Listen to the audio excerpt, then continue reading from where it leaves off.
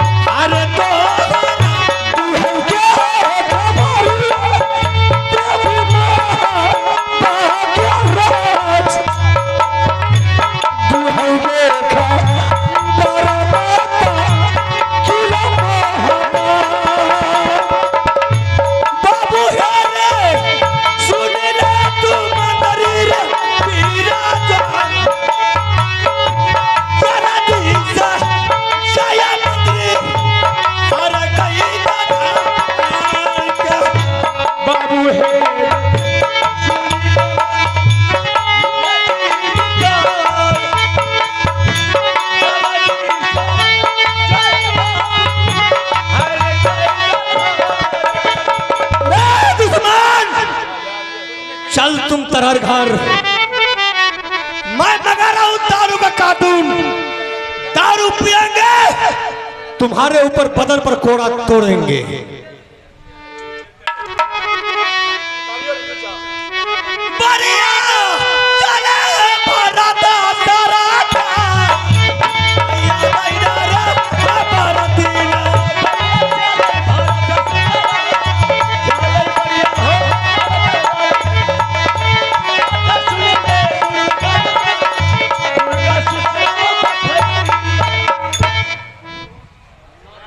भरत सिंह साला धोखा के मार मारा है तुझे। अगर तू दलकागर का भरत सिंह है तो सोच ले मैं भी देवा पंडित हूं। मैं भी एक ब्राह्मण का औलाद हूं। सारे एक एक पल का बदला तुमसे नहीं लिया, फिर मेरा नाम बेवा। आप लोग को हम लोगों का कसम है, अभी से लेकर सुबह तक देखिए धोखा के मार मारा है। मैं अगर वहां से छूट के नहीं भागता तो साला मुझे भी बंदी बना देता। अगर मुझे बंदी बना लेता तो दोनों भाई को ठट्ठा के मार मार करके बर्बाद कर देता था। और वैसे भी पंडित का बाल बच्चा तेज होता, मैं साले के काबू में आने वाला था। और मैं वहां से भाग करके निकला। रास्ते में अचानक मुझे दिमाग, अगर यहां से छोड़ करके भागते हैं फिर मुझे वहां जवाब देना होगा कि तुम दोनों साथ गए थे। बाबू रुदल सिंह कहाँ है? लौट करके मैं फिर जा रहा हूं, मैं अपना होलिया बदल लेता हूं, सारा चेंज कर लेता हूं। साले को किसी तरह बहाने बनाकर उसके दरबार में नौकरी रहना है और ये पता लगाना है कि रुदल सिंह को किस जगह बात कर रखता है, किस कैद में है। जिस दिन मौका मिल गया इतना मार मारेंगे हरामजादा को, इतना मार मारेंगे गांव से गंगा बहा देंगे।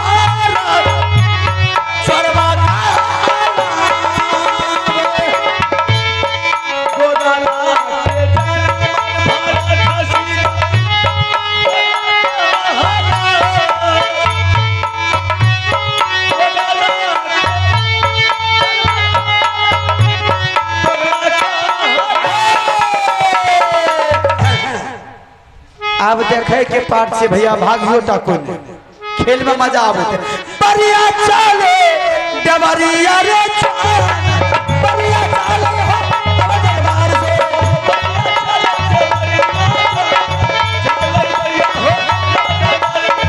तब तेरा कोई मर्द करे ना बड़ा सारा हो पंडित के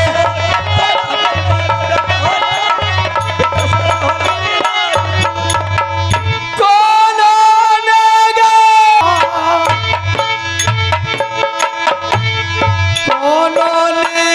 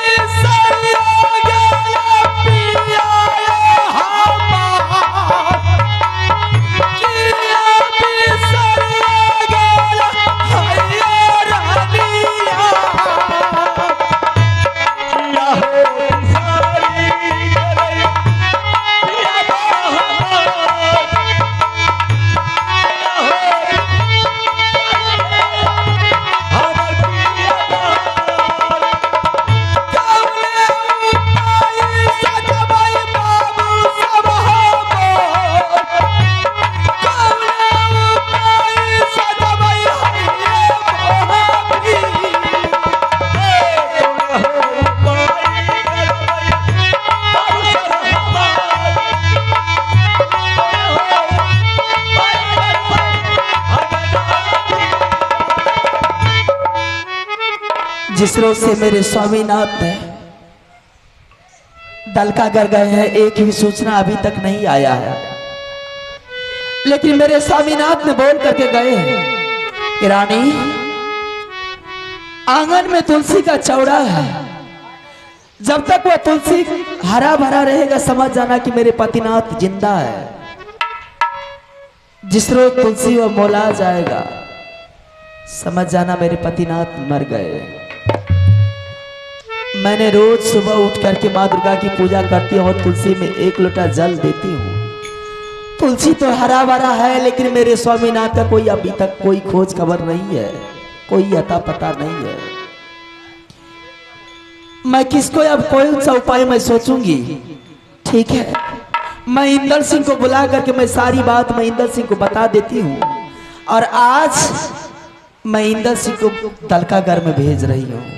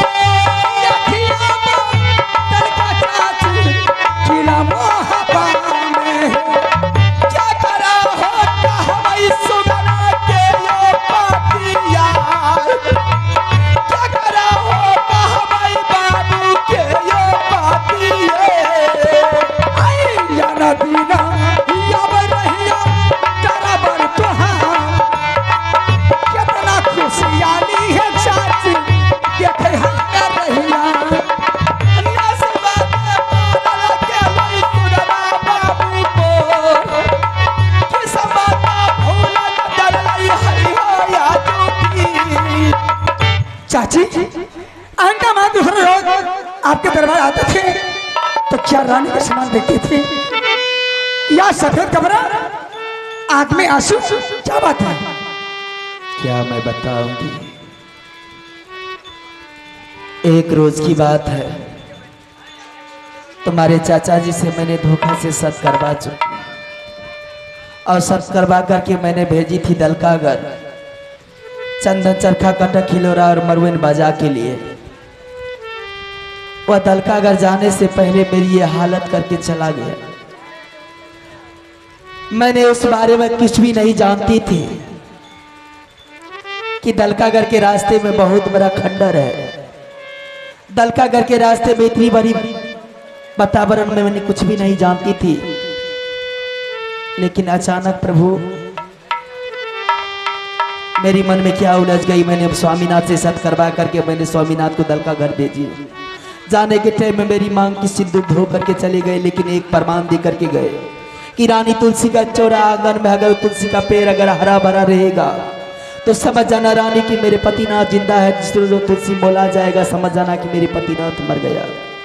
आंगन में नित रोज मैंने तुलसी के पैर में पानी डालती हूँ, लेकिन तुलसी तो हरा भरा है, लेकिन तुम्हारे चाचा जी का कोई अता पता नहीं है। चाची ना कोई खोज खबर आया है। क्या तुम आज जा सकते हो अपने चाचा जी से मिलने के लिए? जिस टाइम में चाचा जी जा रहा था उस टाइम में मुझे बुला करके संग लगवा देती तो अवश्य चलती साथ में। मैंने सोची साधारण वातावरण है, लेकिन ये तो बहुत कठिन वातावरण हो गई। आज तुम्हें चाचा जी को ढूंढने के लिए जाना होगा। अवश्य चलेंगे। और जिस चाचा जी के जगह पर बैठ करके तुमने खुआ होटल मिश्री मलाई दूध खाया, आज वो नाथ कहाँ होंगे, किस हालत में होंगे? जब तक चाचा जी को ढूंढ करके नहीं लेंगे तब तक सुखचैन का साहस जी नहीं सकता हूँ। कितने रोज में आएगा? चाची मैं हफ्ता रोज के अंदर चाचा जी को खोद करके सांस में लगाते हुए आपके दरबार में आऊंगा। चला तेरे लटक के यही है खालो ना बाबू रही को।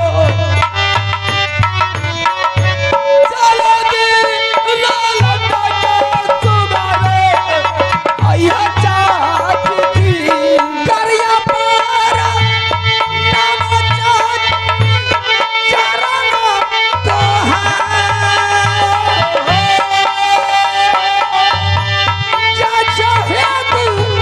लड़वा बेटा बाबू तल से गाने हमारा सारी इस बार भागा हमारा सारी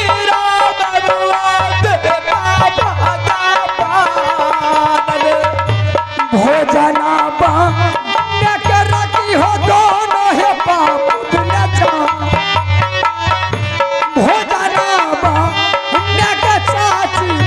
रखियो है महला में खाना माने का सुगना महलाई बिठवे जाई। खाना माने का सुगना रखबा महले। चला जाए चल जा चाची महलो कैसे चाचा है दुल्हनवा है बेटा दल का करना डराते हैं। चलो धीरे लटक यही है बबुआ रे हमार। भोजन सानैया बाबू है रे अजूठी। यार तब महाराजा दयाब करा यहाँ देवता हमारा ये दुर्गा मैया है दरबार बाप नहीं तू है बेटा पर मंदिर मंदिर को जाना है पर ये जाने रे कुमार जहाँ मारा गया कागर नगर में।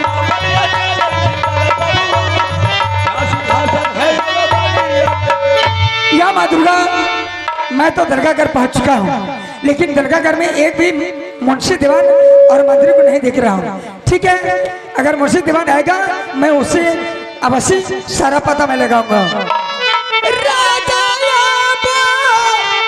सोनाला ये हो डाला का घर के हो जान करिया मोहना हो राजा जी हायो डाला का घर चलो दीवाना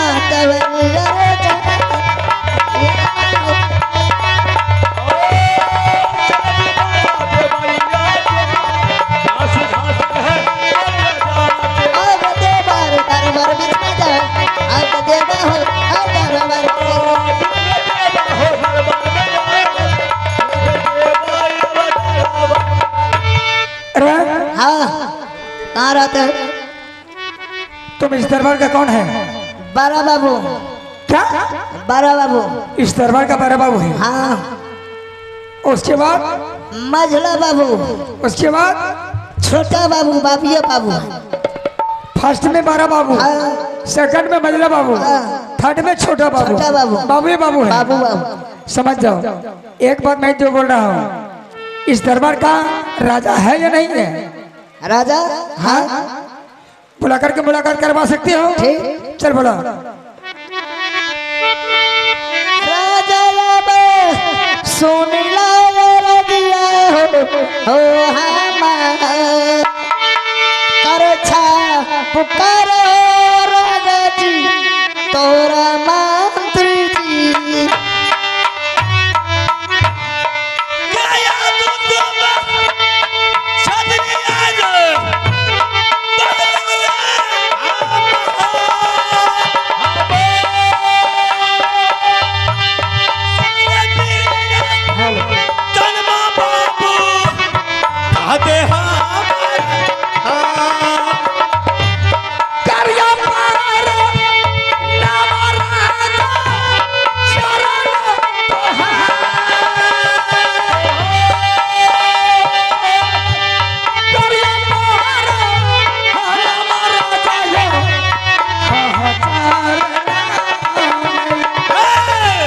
जुग जुग जी हाँ बाबू दल का गरी महाराज जी हरे दुलारू अरे बाबू अरे दल का खुश रहो। इस दरबार का आप मंत्री हैं?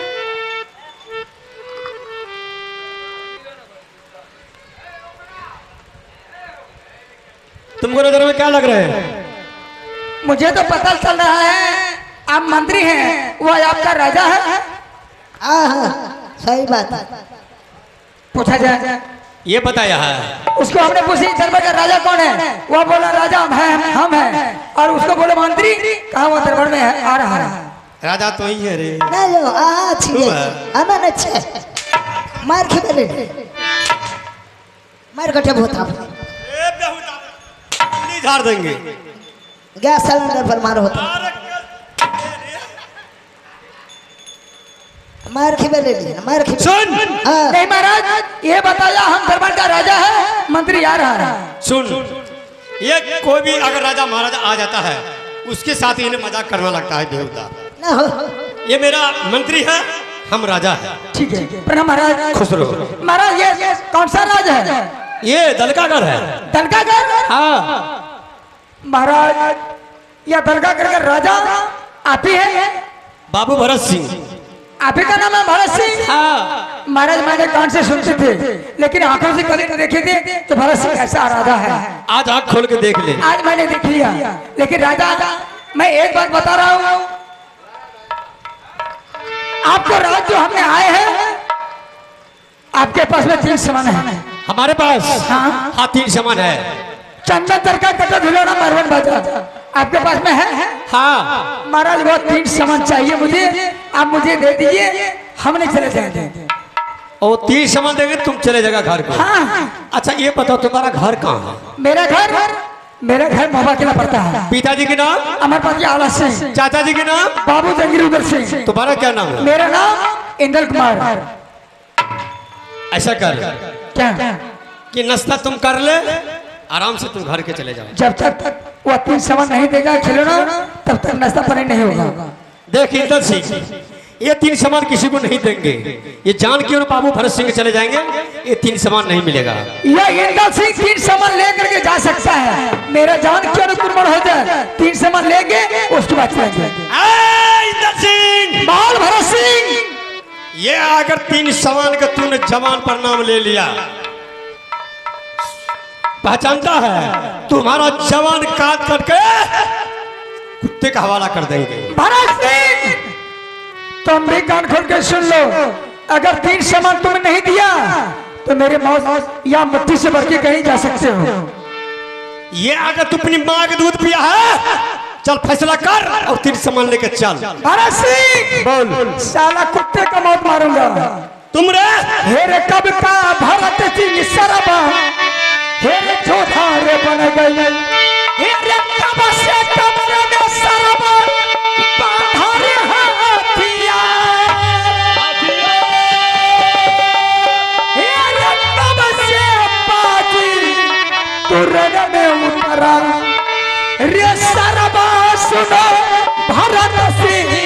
जा हेरे बात बात मेरे बतबा बढ़ गई हेरे रगड़ा मचता हेरे तल का कर मेरे जा ना तो जान बचा ले बाबू रही गलसी से लोटियों ने जैते बाबू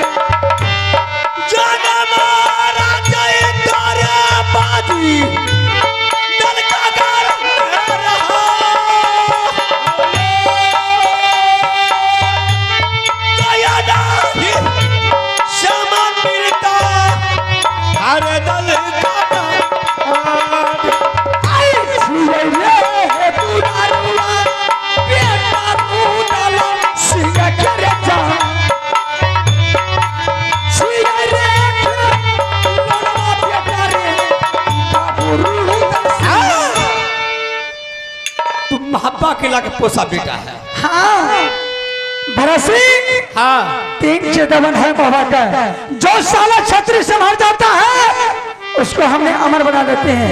अगर जो साला मेरे से नहीं समझा तो हाथ मिट्टी में धसा कर चलते हैं। इसका मतलब फैसला करेगा रे? तो फैसला करेगा हमसे आराम से तर चल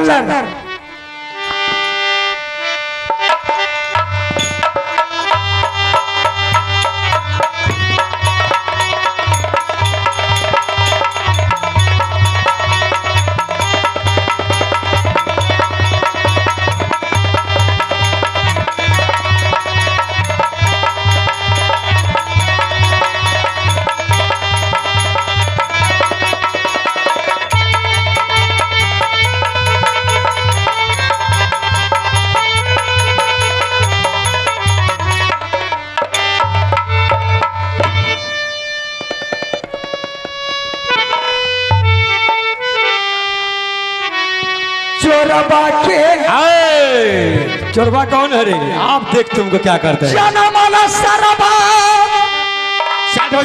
चोरबा रे का हरला चोरबा के जनमाला भारत सिंह रे चोरबा रे का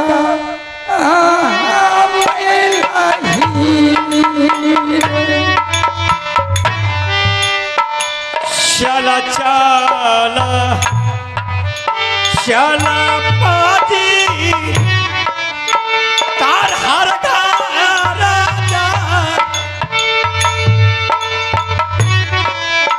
जीवन बचा देवा अरे तो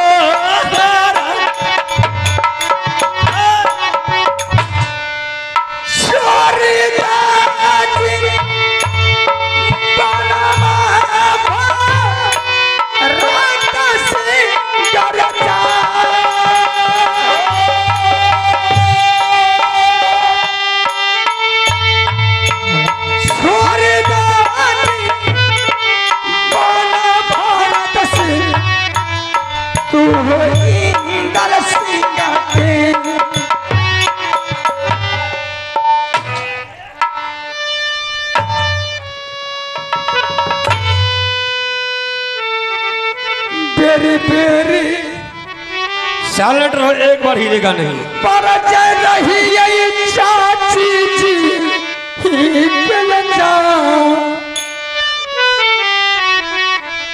पर जान नहीं मन लगे चाची जी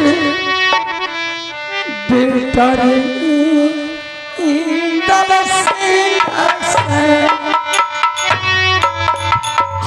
श्रीमान नीतीश कुमार और मिथिलेश कुमार दोनों मिल करके इस पार्ट पर 21 रुपए का नोट दिए हैं। तमाम पार्टी की ओर से धन्यवाद, लाख लाख। बढ़िया है भाई राजा चाची इंदल सिंह ले जा मारा तू लड़वा बेटा है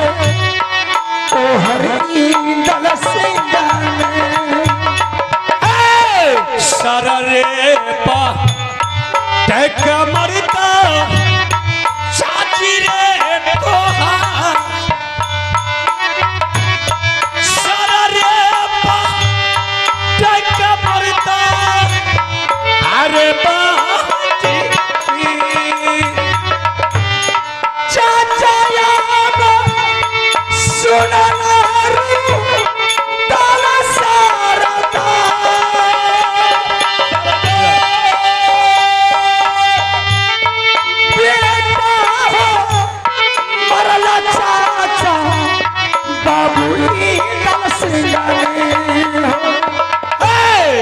चाचा रे मारी गेला दल का गढ़ी में जा